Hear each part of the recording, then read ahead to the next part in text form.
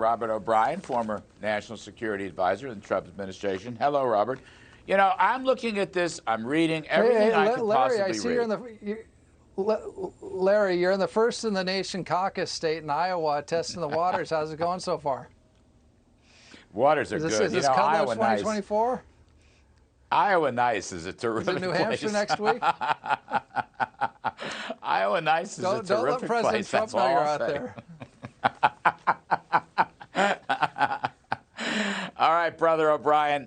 They're meeting, the deputy foreign ministers are meeting, USA and Russia. Nothing is happening. They're going to have NATO meetings. They're going to have these European Russian security group meetings. I'm thinking that all this is an elaborate toe dance, and Biden people are going to make concessions to Putin. What do you think about that? What might those concessions be? Well, Larry, our whole lives we've heard ever since World War II and that great generation, we've heard about appeasement and the, quote, Munich moment, right? And oftentimes it didn't really fit. If it was some small country, it wasn't necessarily a Munich situation, or the appeasement wasn't going to lead to the end of the free world. But we've got two situations now with both Ukraine and Russia and Taiwan with China, where we truly have new analogous Munich moments of the same import and potentially the same consequences that we saw with Munich back in 1938. So what President Biden does here and what his team does here is incredibly important, not just to the future of Europe, but to the future of the United States and the free world. And so I think this is an opportunity, if President Biden stands strong, for him to in some ways save his presidency, save his foreign policy agenda. But America has to stand strong here, Larry. We cannot give the kind of concessions you're talking about.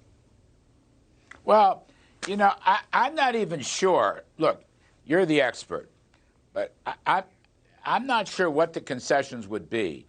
But I just, you know, I hear barking, but no actions.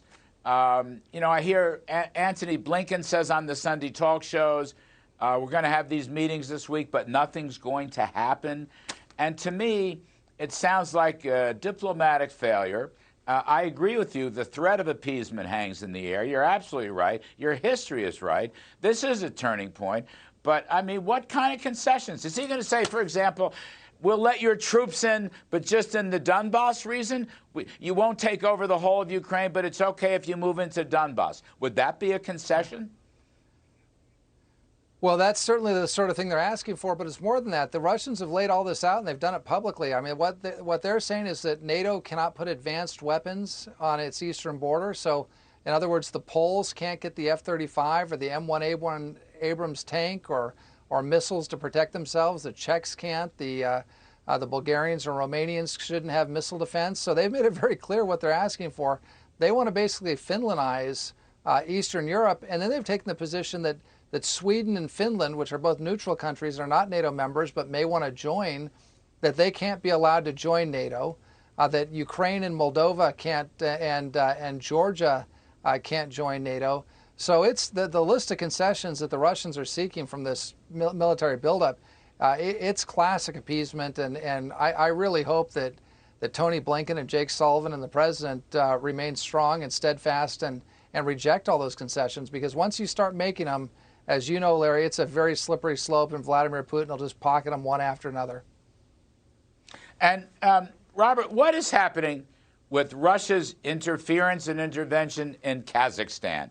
Because I know Kazakhstan is different than the Ukraine, but they've got extra troops. They're going back in. There's speculation left and right. Maybe Kazakhstan is a roadmap for Ukraine. Well, it could be, and what Vladimir Putin has said many times in the past is that the greatest geopolitical tragedy of his lifetime was the breakup of the Soviet Union. And he would like nothing more than to add Kazakhstan, or at least a puppet in Kazakhstan, back to his Soviet empire, or to his new Russian empire. He's not a communist, he's an authoritarian. To add Ukraine back in and to rebuild the empire that he thought was so tragically lost by Mikhail Gorbachev and the Democrats and the people of these various countries that didn't want to be under the Russian yoke any longer. And so I'd be very concerned about what we're watching in Kazakhstan.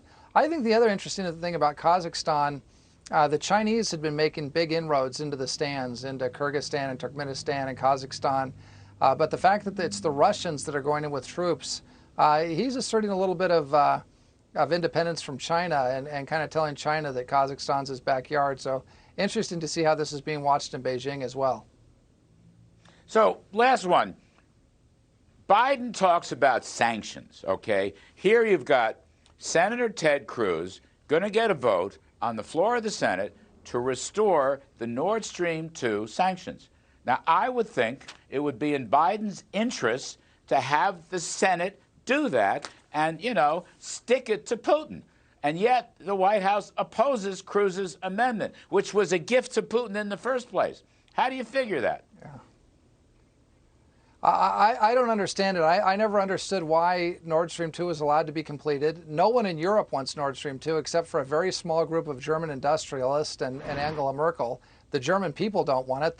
The Danes don't want it. It's going through their waters. The rest of Europe doesn't want to be energy dependent on Russia so that they can turn on and off the spigot of LNG anytime they want and oil anytime they want. So I don't know why we gave this big concession to Putin. And all he did was take that concession, pocket it, and put his troops on the Ukraine border, and then ask for more concessions from NATO. So right now, the thing to do would be to pull back the Nord Stream 2 concession that we've given them that obviously did not gain us any goodwill. Pull it back, take a strong stand, and say until those troops are off the border with NATO, you're not going to sell a dime of oil through Nord Stream 2 to the Germans, and make it pretty clear that we can play hardball too. Yeah, amen to that. My last question very quickly is, do you know the dates of the Iowa caucuses?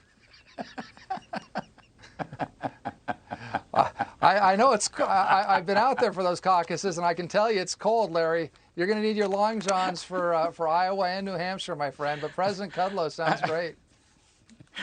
I'll see you out there in a couple of years. That's Ambassador Robert O'Brien, my great friend. Happy New Year, buddy.